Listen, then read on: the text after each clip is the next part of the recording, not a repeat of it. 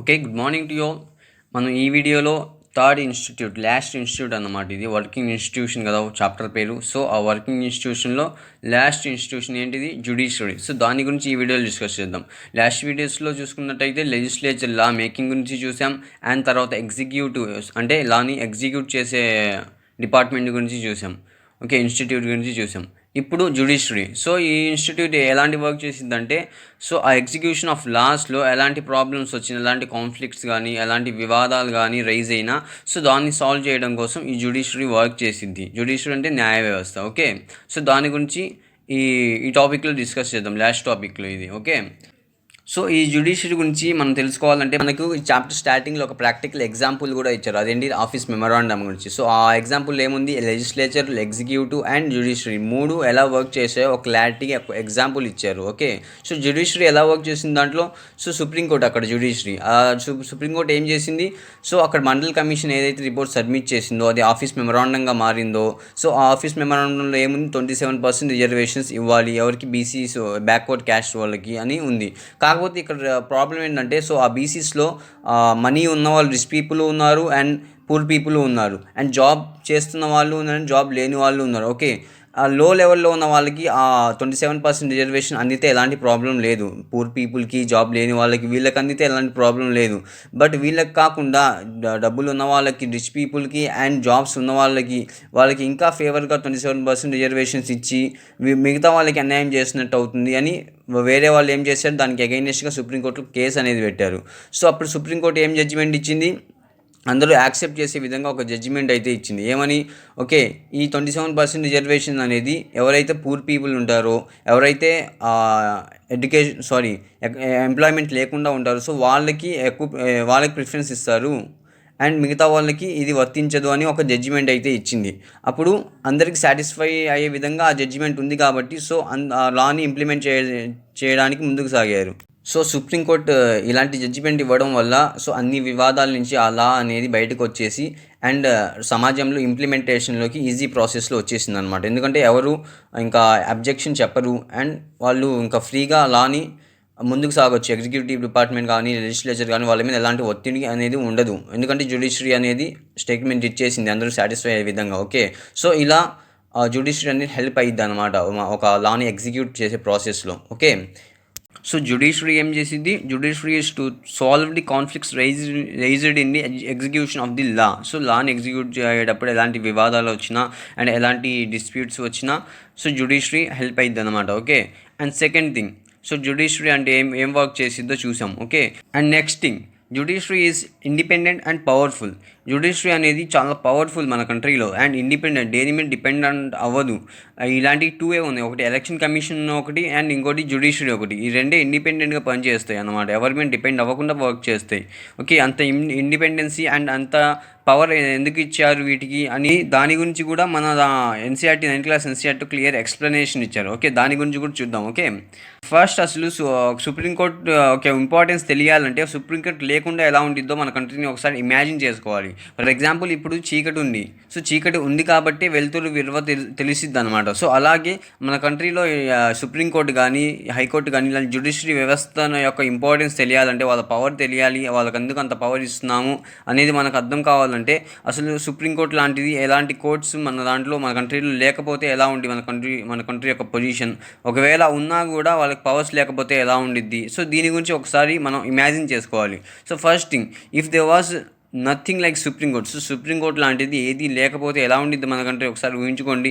So గవర్నమెంటే అన్ని decisions తీసుకుంటూ ఉంటుంది అండ్ గవర్నమెంట్కి ఒక డిక్టేటివ్ ఫామ్ లాగా ఆ గవర్నమెంట్ రూల్ చేసుకుంటూ వెళ్ళిపోయింది అనమాట. ఓకే. వాళ్ళకి ఫేవర్గా జడ్జిమెంట్స్ ఇచ్చుకోవడం ఇలాంటివి జరుగుతూ ఉంటాయి. మోనార్కీ ఫామ్ అనేది వచ్చేసింది అనమాట. ఓకే. అండ్ ఒకవేళ సుప్రీంకోర్టు ఉంది అనుకుంటాం. Even if they was a supreme court ఉంది, కాకపోతే ఆ సుప్రీంకోర్టుకి పవర్స్ ఏమీ లేవు. సో గవర్నమెంట్ ఆధీనంలో నడుస్తుంది అండ్ గవర్నమెంట్కి అగైనెస్ట్గా సుప్రీంకోర్టు వాయిస్ రైజ్ చేయకూడదు. సో ఇలాంటి కండిషన్ పెట్టారు. పవర్ అయితే ఏమీ లేదు సుప్రీంకోర్టు దగ్గర. కోర్టు అయితే ఉంది పేరుకి. సో ఇలాంటప్పుడు కూడా పవర్ లేకపోతే నో యూజ్ అనమాట. సో గవర్నమెంటే హ్యాండిల్ చేస్తూ ఉంటుంది. ఓకే. ఈమెన్ పవర్ కూడా ఇచ్చేశారు థర్డ్ కేసులో. సుప్రీంకోర్టు ఉంది అండ్ సుప్రీంకోర్టుకి పవర్స్ కూడా ఇచ్చేశారు. బట్ అది కంట్రోల్ చేస్తుంది ఎవరు? మన గవర్నమెంట్ ఆధీనంలో ఉన్నారు. అపాయింట్ చేయడం, జడ్జెస్ని అపాయింట్ చేయడం అండ్ జడ్జెస్ని తీసేయడం వాళ్ళ ఇష్టం వచ్చినట్టు, అండ్ జడ్జిమెంట్స్ ఎలా ఇవ్వాలో వాళ్ళు సజెస్ట్ చేయడం, ఇలా మొత్తం పవర్ మొత్తం గవర్నమెంట్ హ్యాండిల్ చేస్తుంది. అలాంటప్పుడు ఏం జరిగింది? No one trust the supreme court to give the fair verdict. So అలాంటప్పుడు ఆ ఫెయిర్ జడ్జిమెంట్ వచ్చింది, ఒక నిజమైన జడ్జిమెంట్ వచ్చింది అని నమ్మకం అనేది ఉండదన్నమాట ఎవరికి. ఎందుకంటే గవర్నమెంట్ హ్యాండ్ ఓవర్లో ఉంది కాబట్టి వాళ్ళకి ఫేవర్గా ఇచ్చుకుంటారు. ఎవరు కంట్రోల్లో ఉంటే వాళ్ళ ఫేవర్గా ఇచ్చుకుంటారు జడ్జిమెంట్ అని ఒక ట్రస్ట్ అనేది కోల్పోతారు. ఓకే. అండ్ సెకండ్ థింగ్, ఒకవేళ గేవ్ ఫెయిర్ జడ్జిమెంట్ వచ్చింది, ఇంత ఉన్నా కూడా ఫెయిర్ జడ్జిమెంట్ అనేది ఇచ్చారు జడ్జి అని ఆయన. ఓకే. కాకపోతే అది గవర్నమెంట్ హ్యాండ్ ఓవర్లో ఉండడం వల్ల if those who appeal against government do not accept the judgment. So government అగెయినెస్ట్కి ఎవరైతే అపీల్ చేశారో వాళ్ళు జడ్జిమెంట్ గవర్నమెంట్కి అనుకూలంగా వస్తే యాక్సెప్ట్ చేయడానికి, ఒకవేళ గవర్నమెంట్ అనుకూలంగా మంచి జడ్జిమెంటే అది, కానీ ఆ అపోజిషన్ వాళ్ళు యాక్సెప్ట్ చేయడానికి ఒప్పుకోరు అనమాట. ఎందుకు? గవర్నమెంట్ చేతిలో ఉంది సుప్రీంకోర్టు, ఇండిపెండెంట్గా వర్క్ చేయాలి అని ఒక క్వశ్చన్ అయితే ఆయన రైజ్ చేస్తారు. ఓకే. వీళ్ళకి అగెయినెస్ట్గా వస్తే. సో అందుకని ఇండిపెండెన్సీ కూడా మన సుప్రీంకోర్టుకి, మన జ్యుడిషియరీకి ఇంపార్టెంట్ అనమాట. ఓకే. సో ఇక్కడ కంక్లూజన్ ఇచ్చారు. ఈ మొత్తం ఇమాజిన్ చేసుకుంటారు, మనకేమవుతుంది? So independency and powerful judiciary is consider for essential for democratic కంట్రీస్లో జ్యుడిషియరీ అనేది ఇండిపెండెంట్ అండ్ పవర్ఫుల్గా ఉండాలి. అప్పుడే మనం ప్రజల పక్షాన వర్క్ చేయగలం. సో జస్టిస్ కోసం నిజమైన ఫెయిర్ జడ్జిమెంట్ అనేది రావచ్చు సొసైటీలోకి, ప్రజలకి. ఓకే. ఎలాంటి పొలిటికల్ ప్రెజర్స్ లేకుండా జడ్జిమెంట్ అనేది రావచ్చు. ఓకే. అండ్ నెక్స్ట్ థింగ్ వచ్చేసరికి మన కోర్ట్స్ యొక్క ఇన్ఫ్రాస్ట్రక్చర్, అంటే కోర్ట్స్ ఎలా డివైడ్ అయ్యి ఉన్నాయి అండ్ కోర్ట్స్ వర్కింగ్ ప్రాసెస్ ఏంటి అనేది చూద్దాం ఇక్కడ. ఓకే. ఫస్ట్ మన కంట్రీలో డిఫరెంట్ లెవెల్స్ ఆఫ్ కోర్ట్స్ ఉన్నాయి. సో న్యాయ వ్యవస్థలో కొన్ని డివైడ్ అయ్యి ఉన్నాయి. సో హై లెవెల్ కోర్ట్స్ ఉన్నాయి, ఇక్కడ ఇచ్చాడు చూడండి, all the courts at the different levels. ఒకటేమో హై లెవెల్లో ఉండిద్ది, ఇంకోటేమో దాని కింద పనిచేసి ఉంటాయి, అండ్ ఇంకోటేమో దాని కింద ఇంకా కోర్ట్స్ ఉంటాయి. సో ఇలా డివైడ్ అయ్యి ఉన్నాయి, లెవెల్ బై లెవెల్గా డివైడ్ అయ్యి ఉన్నాయి కంట్రీలో. అండ్ బట్ అన్నీ కలిసి ఏమంటారు? జ్యుడిషియరీ అంటున్నాం. Put together are called judiciary. So వీటన్నిటిని కలిపి మనం జ్యుడిషియరీ అంటున్నాం. ఎక్కడ ఇచ్చారు మన కంట్రీలో ఇన్ఫ్రాస్ట్రక్చర్ ఎలా ఉంది, కోర్ట్స్ యొక్క ఇన్ఫ్రాస్ట్రక్చర్. ఫస్ట్ మన కంట్రీ లెవెల్లో, నేషనల్ లెవెల్లో సుప్రీంకోర్టు ఉంటుంది, అండ్ దాని కింద స్టేట్ లెవెల్లో హైకోర్ట్స్ ఉంటాయి. మొత్తం 25 హైకోర్ట్స్ ఉన్నాయి. ఓకే. అండ్ హైకోర్ట్స్ కింద ఒక్కొక్క స్టేట్లో ఒక్కొక్క హైకోర్టు ఉంటుంది కదా. సో ఆ హైకోర్ట్స్ కింద స్టేట్లో ఉన్న డిస్ట్రిక్ట్స్ ఉంటాయి కదా, ఆ డిస్ట్రిక్ట్స్కి వచ్చేసి ఒక్కొక్క కోర్ట్ అనేది ఉండేది, డిస్ట్రిక్ట్ కోర్ట్ ఉండేది. ఓకే. అలా ఆ హైకోర్ట్స్ కింద కొన్ని డిస్ట్రిక్ట్ కోర్ట్స్ ఉంటాయి. ఆ డిస్ట్రిక్ట్ కోర్ట్స్ కింద కొన్ని లోకల్ కోర్ట్స్ ఉంటాయి. ఓకే. ఆ టౌన్స్లో కానీ, చిన్న టౌన్స్లో, చిన్న సిటీస్లో సో లోకల్ కోర్ట్స్ అనేవి ఉంటాయి. ఓకే.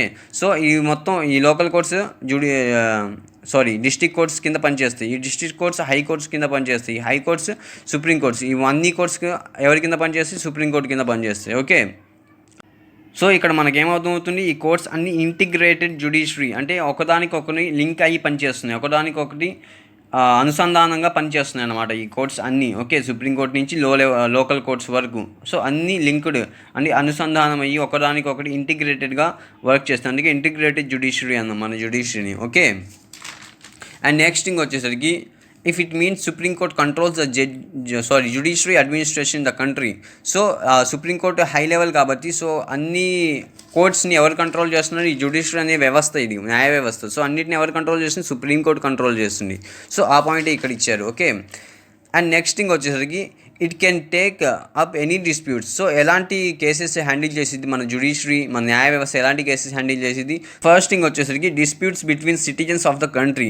సో ఒక సిటిజన్కి ఇంకో సిటిజన్కి, అంటే మన కంట్రీలో ఉండే వ్యక్తులు ఉంటారు కదా, సో మన పౌరసత్వం పొందిన వాళ్ళు, సో ఒకళ్ళకి ఇంకొకరికి ఇద్దరి మధ్య, కామన్ పీపుల్ మధ్య గొడవలు అవుతున్నాయి. సో ఎలాంటి డిస్ప్యూట్ అయిన వివాదం రైజ్ అయింది. సో అలాంటప్పుడు ఇలాంటి కేసెస్ మన జ్యుడిషియరీ హ్యాండిల్ చేసిద్ది. And between citizens and government. So అక్కడ ఉన్న పీపుల్కి కానీ, కామన్ పీపుల్కి కానీ అండ్ గవర్నమెంట్కి కానీ. So for example Amaravati land issue ఉంది. సో ఇలా అండ్ అక్కడ మన రైతులు ధర్నా చేస్తున్నారు. సో అలా ఒక కామన్ పీపుల్కి అండ్ గవర్నమెంట్కి, సో వీళ్ళ మధ్యలో డిస్ప్యూట్స్ని కూడా ఎవరు హ్యాండిల్ చేస్తారు? జ్యుడిషియరీ హ్యాండిల్ చేయొచ్చు. అండ్ నెక్స్ట్ థర్డ్ థింగ్ వచ్చేసరికి, two or more state governments, అంటే 2 స్టేట్స్ యొక్క గవర్నమెంట్స్ ఏం చేస్తాయి? ఒక దానికోసం వివాదంలో ఉన్నాయి. ఫర్ ఎగ్జాంపుల్ ఆల్మట్టి డ్యామ్ ఉంది. సో దానికోసం ఒక 2 స్టేట్స్ ఏమంటున్నారు?